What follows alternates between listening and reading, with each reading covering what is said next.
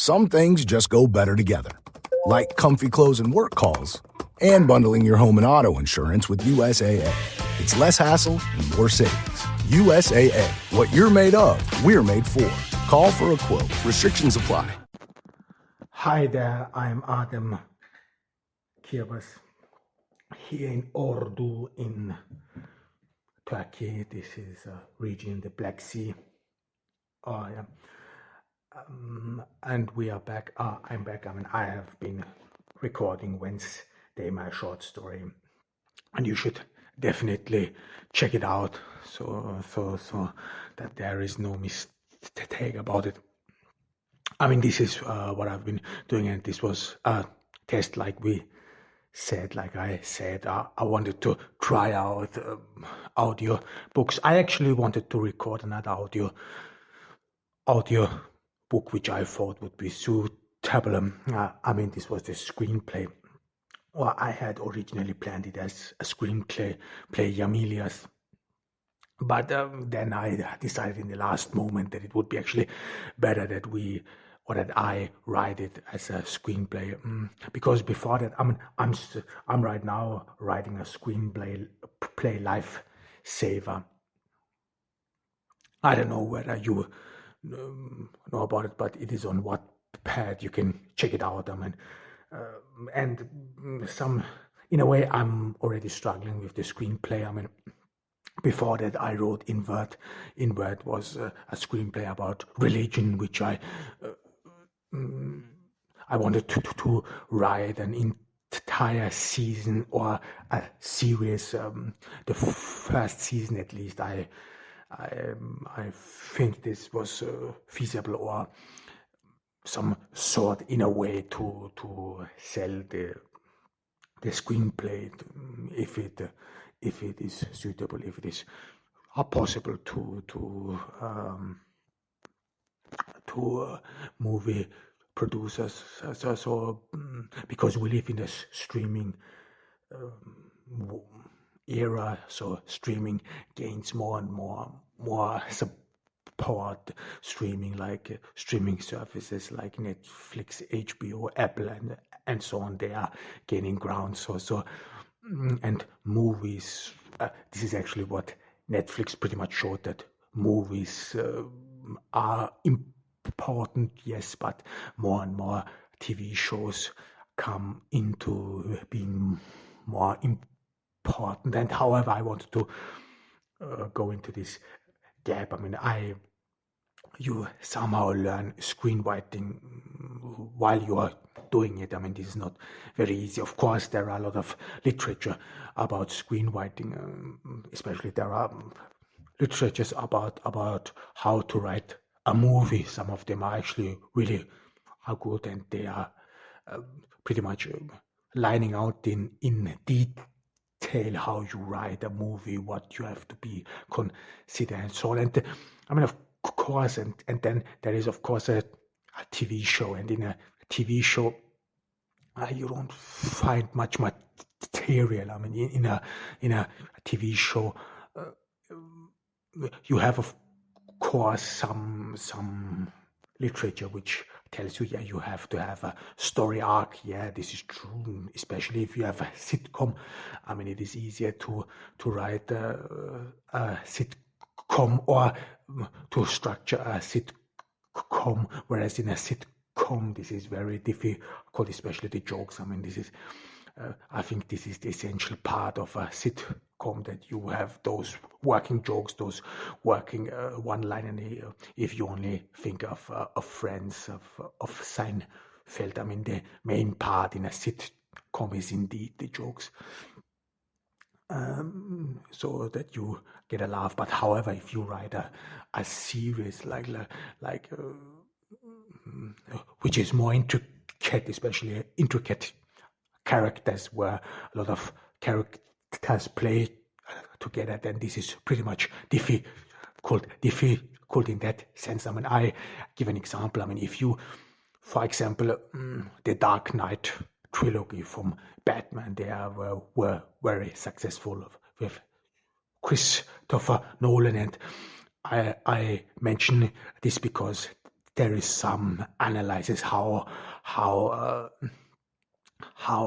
the Dark Knight and how the scenes or every scene and the movie itself is structured. I mean, this is pretty much good, and I think Mark Hammond and some others have analyzed it, and I can only warmly recommend it. I mean, for a matter of fact, there is a lot of analysis on movies on YouTube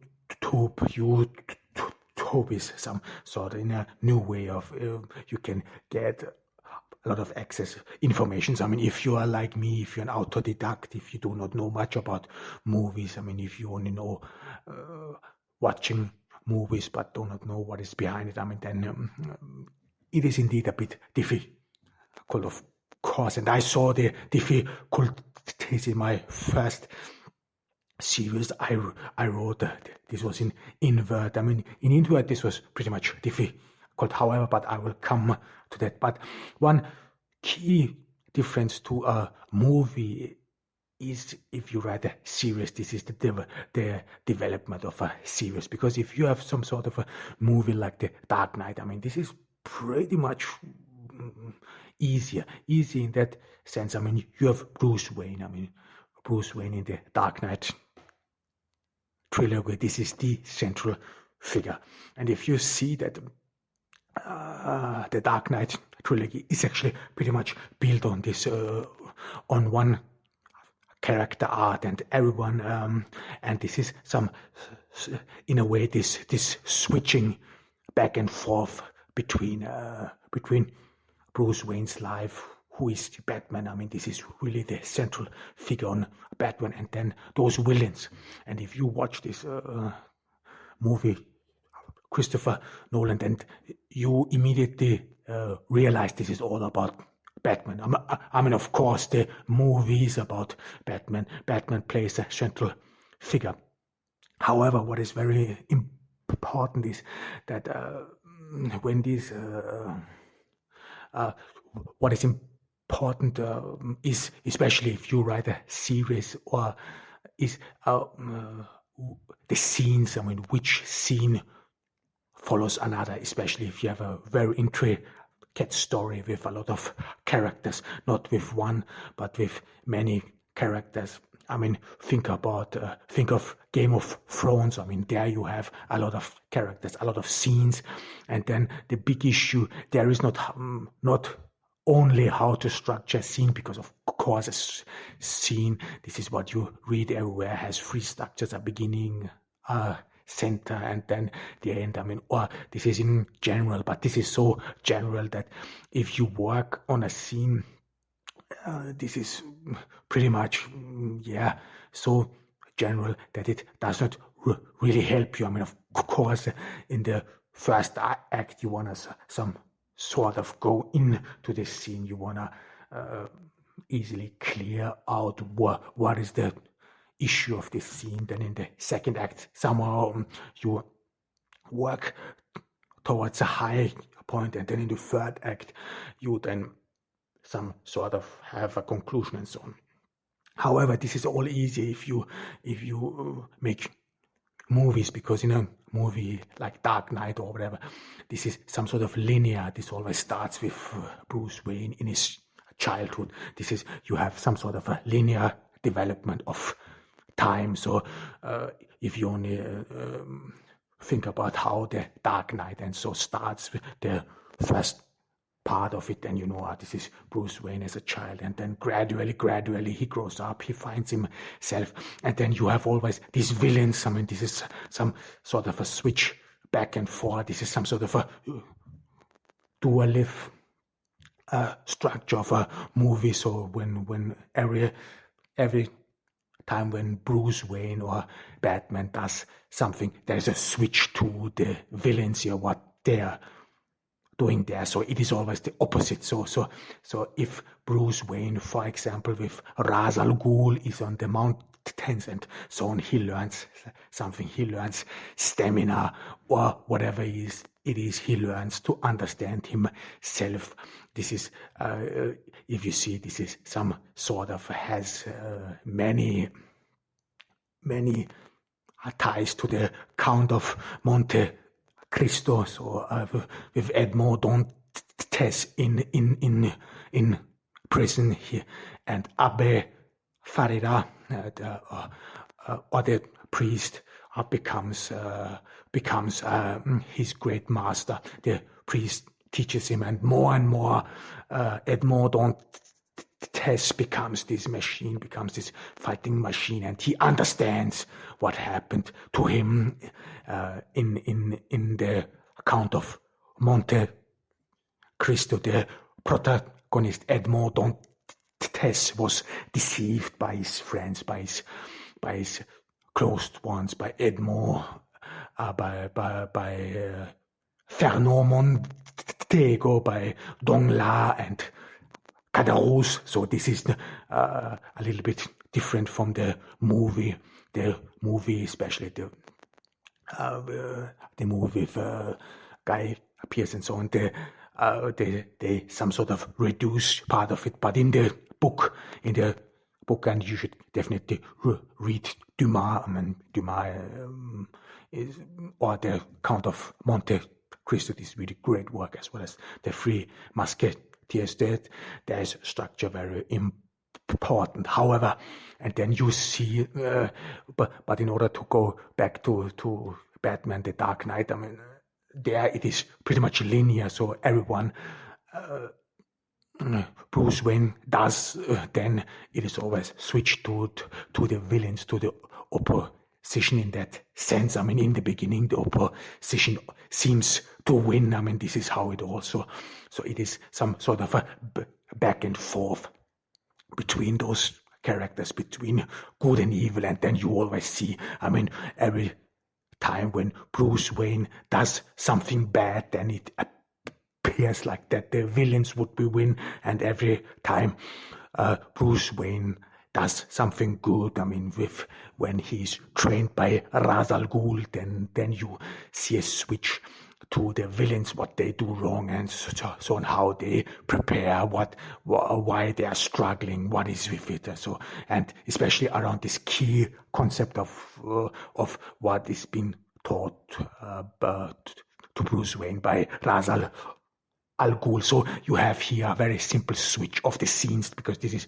what we are talking about here, what is a big issue. So especially what scene follows another one, what scene should follow another one. So you have here, for example, if you only think of The Dark Knight Rises, or The Dark Knight in that sense, there is one scene of Bruce being somewhere in Tibet and trying to find himself, and then you see then a switch to New York and crimes and so on. So this is some sort of a very good switch, and this is some sort of in a way back and forth, and this is easier if the storyline is some sort of a linear. So Bruce starts from his childhood. Bruce starts. He lost his father, he lost his family, he has some sort of lost his anchor in this world, he doesn't know where to go and so on, and then the story develops actually with Bruce coming into age. The story develops with Bruce Wayne becoming this adult and becoming Batman and so on. And this is actually then here the scene transformation is actually easier. Even all those characters, or all those sidekicks like Rachel and so on, they play actually all a crucial part in that sense that they pave the way to Bruce, because Bruce, even though Bruce is not visible, or Batman is not visible in a scene, you see in the entire trilogy, it is about Batman, especially when the Joker, in the second part, when the Joker enters the scene, you see one iconic exchange between the Joker and the Batman, when the Joker in the second part gets caught, or deliberately wants to be caught, and Batman asks the Joker whether he wants to kill kill him, and the Joker, with a great acting skills of Heath Ledger, says to Batman, no, I don't want to kill you, you complete me. And then you see some sort of there vividly the two parts of the coin in that scene, and this is how the Dark Knight trilogies in a way are built, in a way are how they are transformed and structured. So it is some sort of linear, this is back and forth, there is some sort of only two worlds in that sense. Two worlds between good and evil, and there's always some sort of a back and forth. So in that sense, you have some sort of a chronological development from Bruce, who then gradually becomes older and older, who then comes into age and who masters his life. I mean, who analyzes his life. This is as well as some references to the Count of Monte Cristo with Edmond Dantes in the dungeon, who then becomes this fighter, this true me, and so on. And then his public persona, the Count of Monte Cristo, is then his public persona, which he keeps up. And this is as well as with Bruce Wayne. With Bruce Wayne, where he becomes this exuberant wealthy man or eccentric wealthy man, and so on, where he makes all these appeal and so on. However, and whereas in a series, this is of course way more difficult, especially if you have a series with many characters. Then you of course have to create a character arc for everyone. I mean, how the development of every character, and this always interferes, and I saw some problems with it in my first series I wrote. The first screenplay I wrote throughout the entire series, and this was always that it was some sort of, it was always just add up. I mean, this is what I felt. I mean, if you, like I said, if you are a writer, and if you always feel something. I mean, if you write something, you always feel it. Yeah, sometimes it works. That it doesn't work. You somehow feel, yeah, okay, I didn't write it, and so on, or I didn't write it well. And what I realized in my first attempt to write the first season of a series was that it was some sort of, that the scenes was only added up, so that the scenes always were put together, but the problem was that they were not interwoven.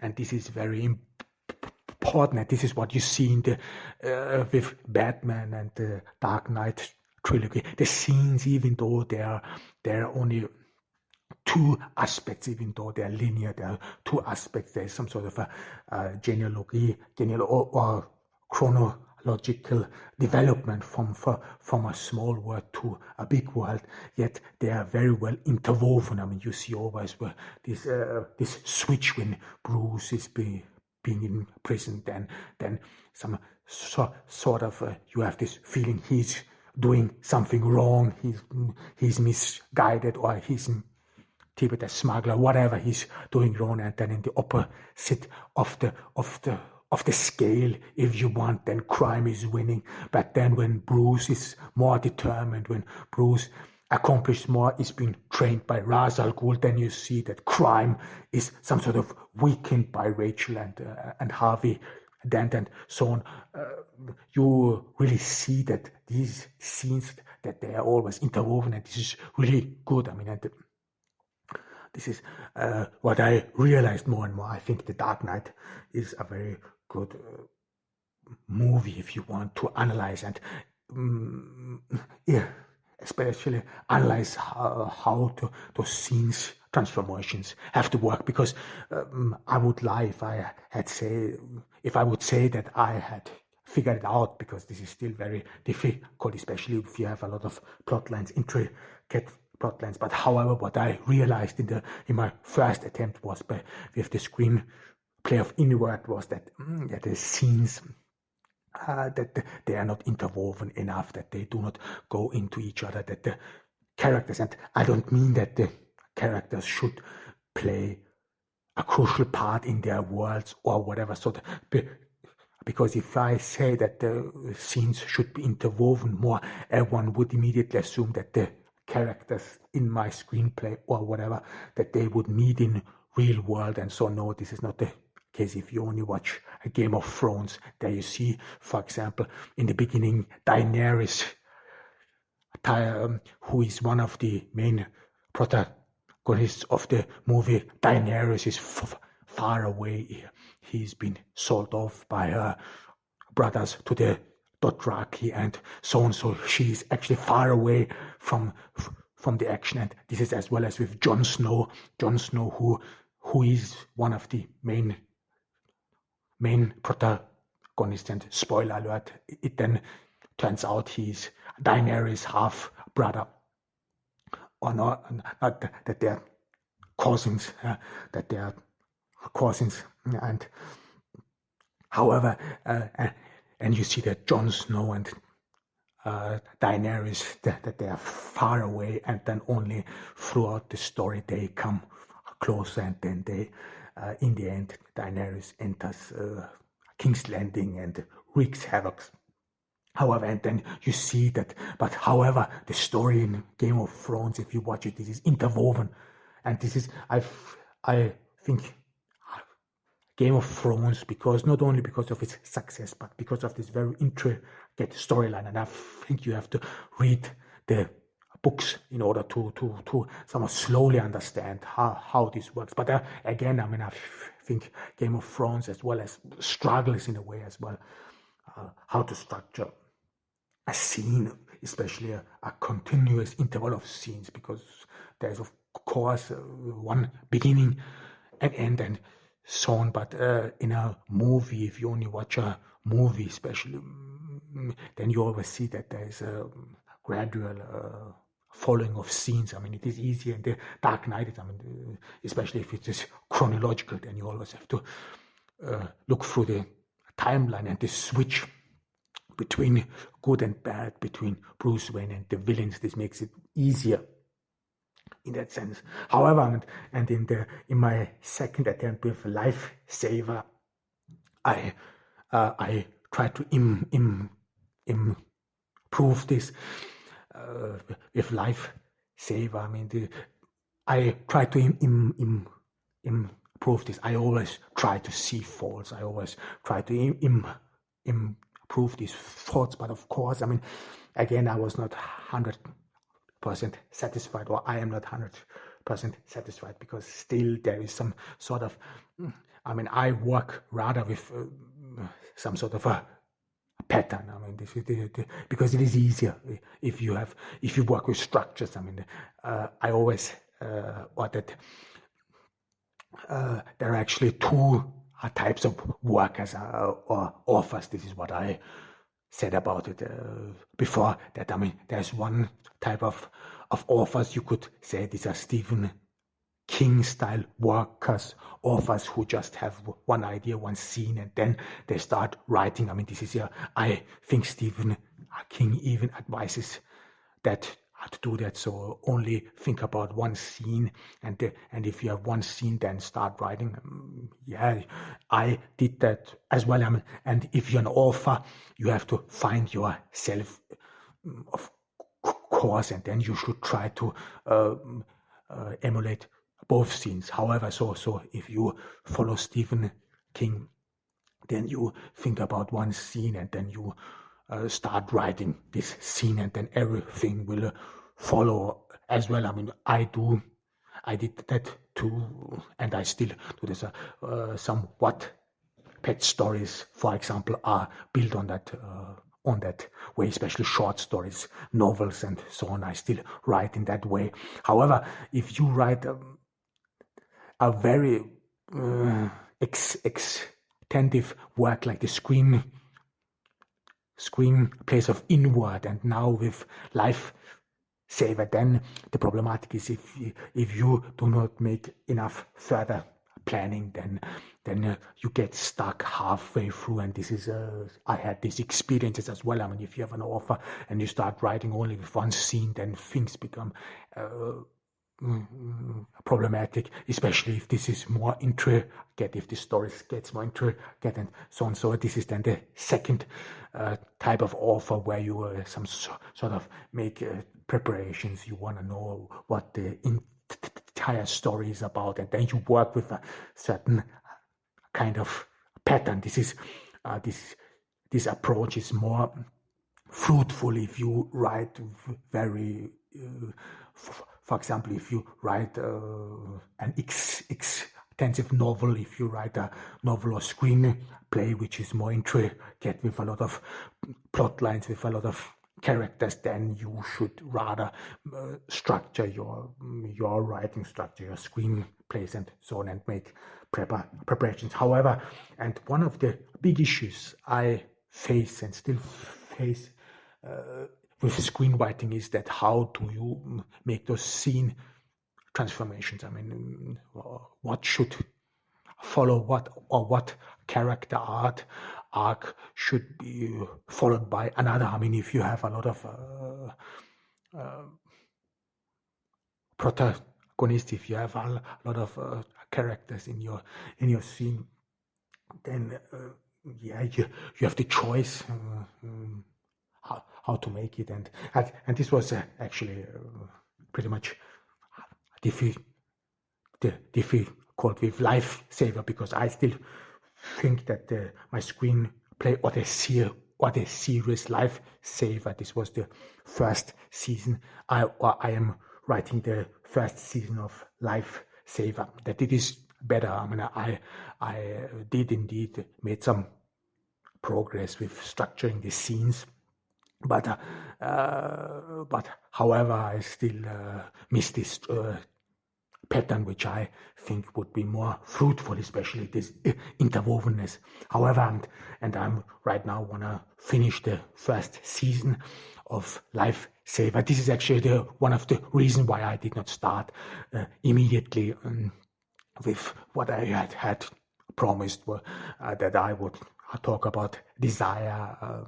I mean, I said that, and I wanna talk about desire, but before I start with another philosophical inquiry, I wanna rather make sure that this screenplay, that it works out. I mean, I'm working towards finishing that screenplay, so the first season should be finished, because this was another issue.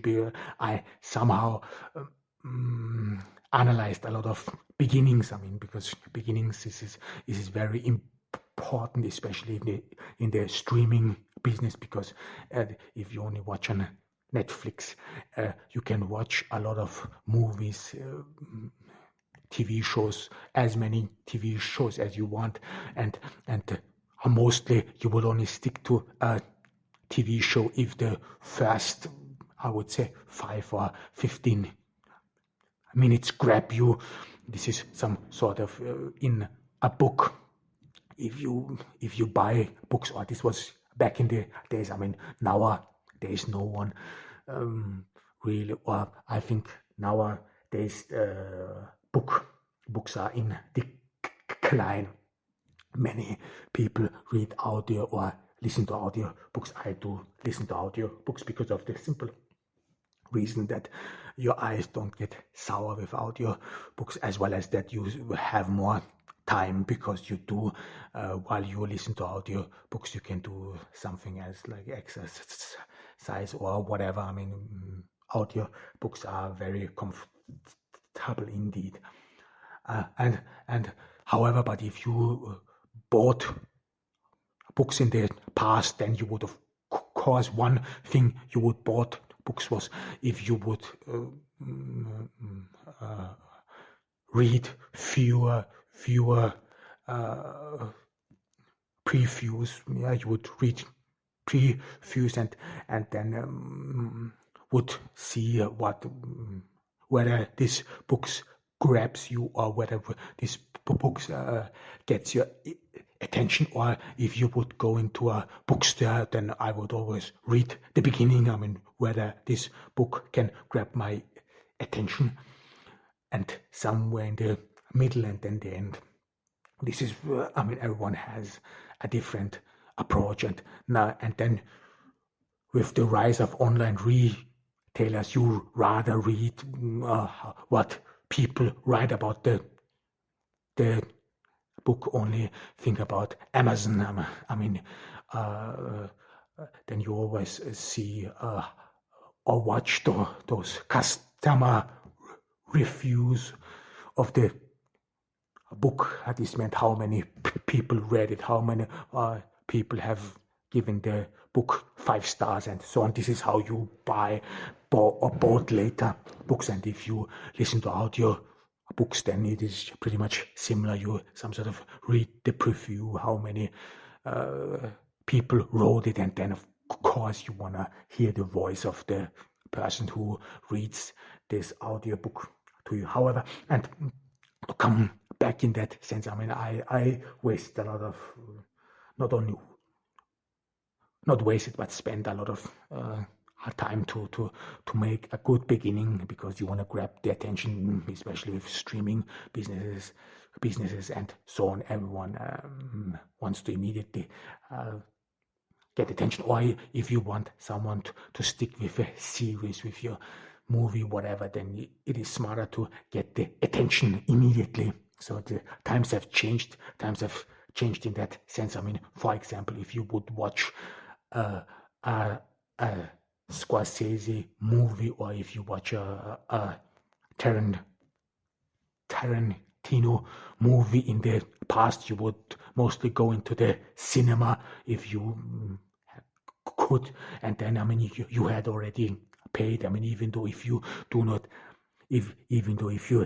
haven't seen the movie before, even though if it was a premiere and so on, you would trust the critics or the name of the movie of the director, Spielberg or whatever, and then you would sit there. And if you are in the cinema, I think with the pandemic things have changed, because now in the pandemic, everything is closed. Maybe we should use past tense more often for that. And who knows whether this cinema will revival, or whether it will come to a revival of the cinema. Well, I don't think so, especially with the rise of the streaming business. However, but in the past it was so that you would sit there in the cinema and wait for the movie to start, and you would not leave. This means if the first 10 or 15 minutes of the movie would not grab you, you would not leave. You couldn't leave. You still would be there,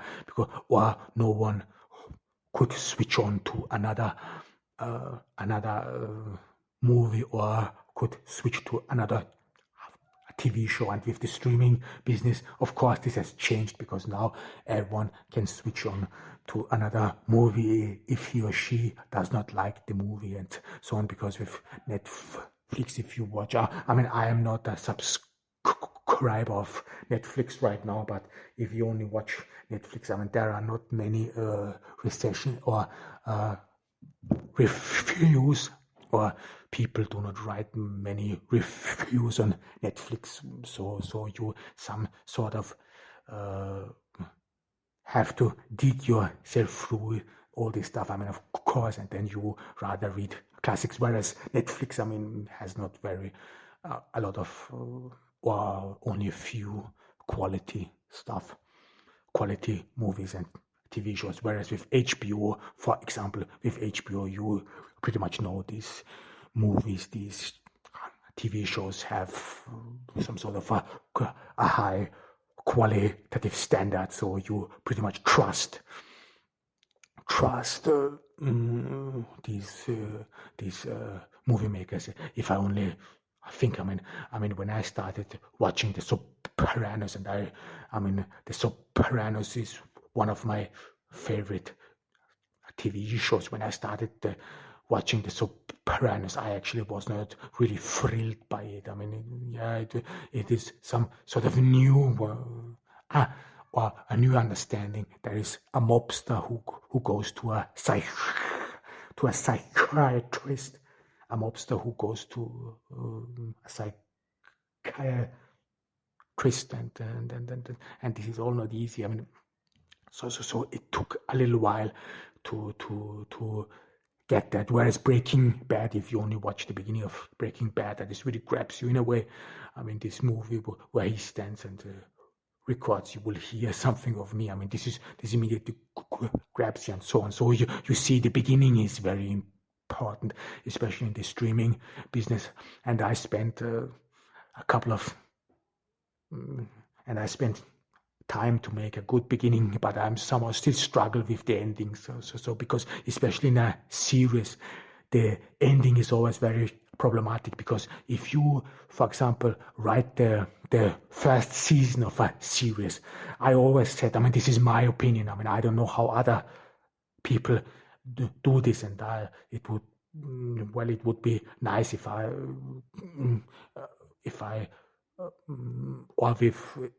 screenwriters would share the information and so on. I don't know, but however, I realized that if you write a series, then you should start at the half time of the season, of the first season, to prepare for the second season. So this means if you write a series, things are way more difficult in that sense, because you always have to think about the fact that it has to continue, that there is a second season, even a third season, and so on.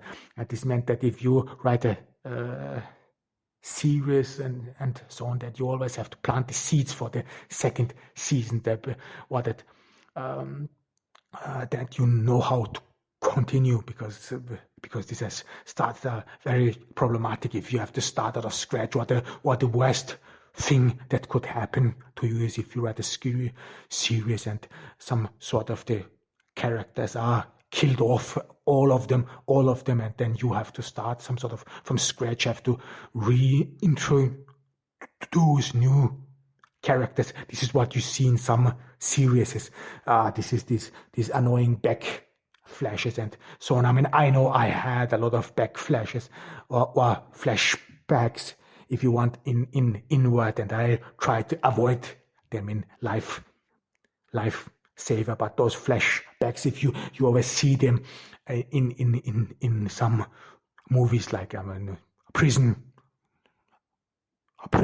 Break, for example, where you have some sort of feeling, that they did not planned the entire season or the entire series through. I mean, of course, it's not easy. I mean, you cannot just plan the entire series through. This is I can't do that. I mean, I only some sort of structured the first seasons of Invert and Lifesaver. However, but this has become then problematic, and then in the second season or in the third season, then you have to create all those flashbacks in a way to re-narrate the stories, and it all became some sort of muddy. The structure becomes loose, and this is what I try to prevent, and that's why I made up this rule for myself, so that at least half through the first season or half through the season, you always try to lay the seeds for the next season, so that the seeds may sprout then, so that you can continue, because this was a big issue if you write a series, that how to continue, what comes next, and this is pretty much problematic, and this is one of the reasons why I struggle now with Lifesaver, with the ending. I mean, how can we continue? And before I have finished Lifesaver, I mean, I don't want to start a new project like in this podcast with audio, with desire. This will mean that I will rather talk about my work as an author, about my books, so that I have enough time to catch up, because I want that the Lifesaver, the screenplay of Lifesaver, Lifesaver, which you can read on Wattpad for free. This is very important for me because some of them has real life experience in it, as well as Invert has, as well as some real life experience in it. However, but it is, I think, a great development, a move forward to compared to Invert, and now it is only missing the final proper ending, because in a movie, I mean, this is again another difference of the movie, because in a movie you have some sort of, the ending is easier, especially if it's a single movie without a continuation, without so it's not a trilogy or something. It is easier, whereas if you have a series, this is always problematic, because in a series every episode builds on each other and every thought and so on. So and this was as well as very problematic as well.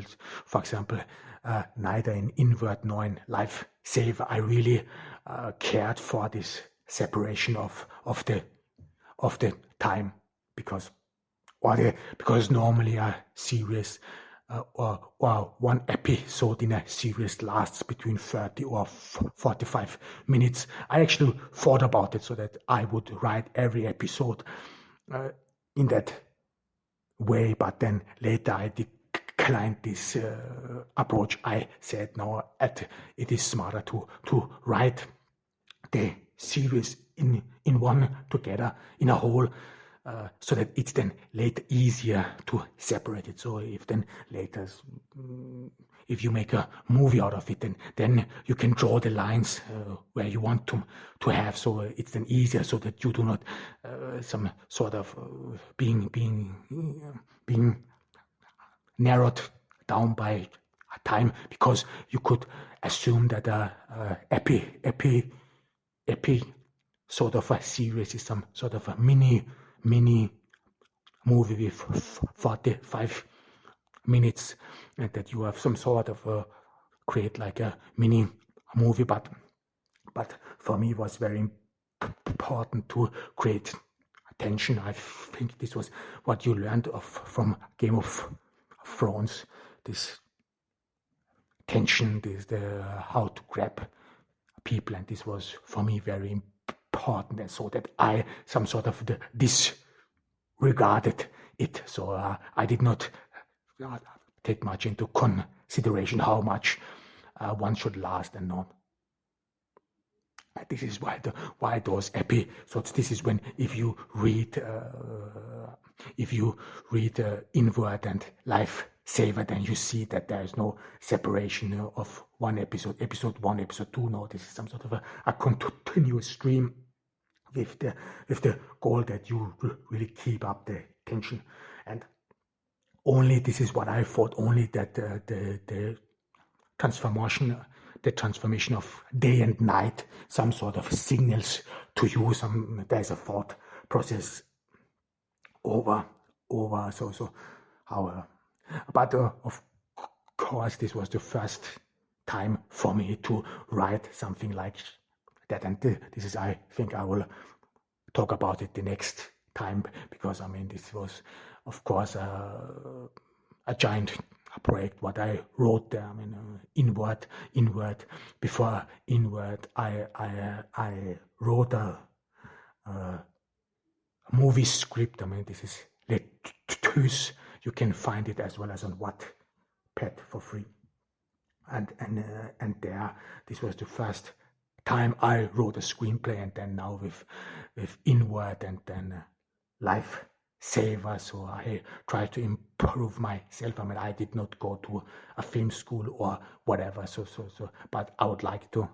However, and this is what I will talk about the next time. This was Adam was from Ordu in rainy August day. We are still in the pandemic, and I hope that you take care of yourselves. Bye. It's finally time to start firing up the grill. From city to shore, Acme is everything you need to prep for this summer season. Download the Acme app to shop for this season's essentials any way you want. Open the Acme app, clip your deals, then order your items online. An experienced Acme associate will carefully select your groceries, bag your order, and bring it right to your car or deliver right to your door. Download the app or visit acmemarkets.com for program details.